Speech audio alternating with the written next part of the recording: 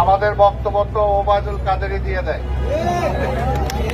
তাই না? আমি এর আগেও বলছি যে তিনি আওয়ামী লীগের সেক্রেটারি জেনারেল, সে আওয়ামী লীগের বিএনপি বিষয়ক সম্পাদক। তাই মোটামুটি আমাদের যা বলা দরকার উনি বলেন। উনি আবার বয়ান দিচ্ছেন একটা যে বিএনপি নাকি কালো চশমা পরে আমরা কিছুই দেখি না, আর যখন এটা বলছে তখন নিজেই কালো চশমা পরে আছে। আজকে কালো চশমা তাদের চোখে, এই কারণে দেশের সমস্যা দেখে না, আর দেশের যে কোনো সমস্যা হলেই বলে বিএনপি বিএনপি। আজকে গরম বাড়ছে, এটাও বিএনপি। আজকে চালের দাম বাড়ছে, এটাও বিএনপি। আজকে ওই সমুদ্রে যে বাঙালি যদি ডুবা মরে, ওইটাও বিএনপি।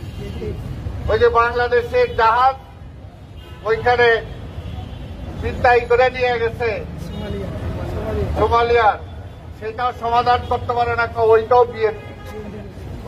অর্থাৎ যদি বিএনপি হয় তাহলে তুমি ক্ষমতা আসো কেন? তাহলে ছেড়ে দাও, তাহলে বিএনপি তো সব পারে, তোমরা তো কিছুই পারো না। এবং এটাই সত্য কথা, এটাই সত্য কথা। আবার বলে যে বিএনপি তো কই, বিএনপি তো নাই, বিএনপি দুর্বল। গতকালকে শামসুর রহমান শিমুল বিশ্বাসের নেতৃত্বে, এটা তো খালি আমরা একটা ঝলক দেখাইলাম, এটা শ্রমিক দলের, এই শ্রমিক দলের যে এত বড় সমাবেশ হয়েছে, তা আমাদেরকে এত মারছে, এত পিটছে, এত জেলে দিচ্ছে, এত মামলা দিচ্ছে। প্রতিটা দিন মিথ্যা মামলায়, গায়েবী মামলায় সাজা দেওয়া হয়েছে, তাদেরকে প্রতিদিন জেলখানায় যাচ্ছে আমাদের নেতারা। এখনো খায়রুল কবির খোকন, আমাদের হাবিবুল্লাহ সোহেল, আমাদের জুয়েল, হাবিব, নীরব, অসংখ্য নেতা, আমাদের মহানগরীর নবীউল্লাহ নবী, প্রত্যেকটা থানার, আমাদের ঢাকা মহানগর দক্ষিণেই শুধুমাত্র সাজা দিয়ে দিচ্ছে এরকম প্রায় 150 জন আজকে জেলে আছে। তারপরেও কি গতকালকে সমাবেশ কম হয়েছে?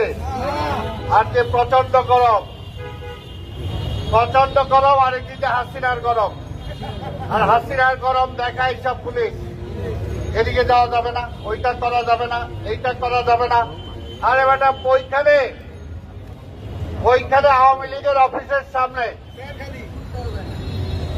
আওয়ামী লীগ অফিসের সামনে সারা বছর রাস্তাটা বন্ধ করে তারা সেখানে সমাবেশ করে, কোনো আপত্তি নাই, কোনো আপত্তি নাই। আবার বলে বিএনপি কই, বিএনপি তো খুঁজে পাওয়া যায় না। কাজে এক মুখে দুই কথা, মিছিল করতে দেন না, মিছিলের আগে সমাবেশের মধ্যে গুলি করেন, টিয়ার সেল মারেন,